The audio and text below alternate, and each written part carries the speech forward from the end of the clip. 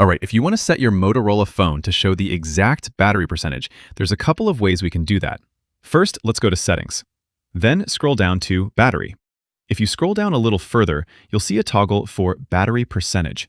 When you turn that on, you'll see the exact percentage displayed right in that top status bar. If you don't want to have it showing all the time, another quick way to check is to just swipe down from the top right corner to your Quick Settings. This view will always show the percentage, whether you've toggled it on or off in Settings. You could also use a battery widget on your home screen.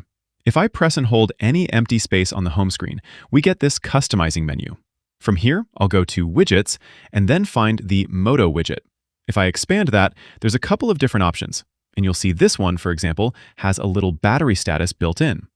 I'll go ahead and add this widget to my home screen, and once it's added, I can customize it, change the look, and there's a toggle here specifically for showing battery percentage or battery status.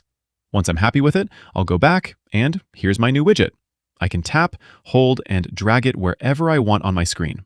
I already have one here, so I could remove that to make room for the new one if needed.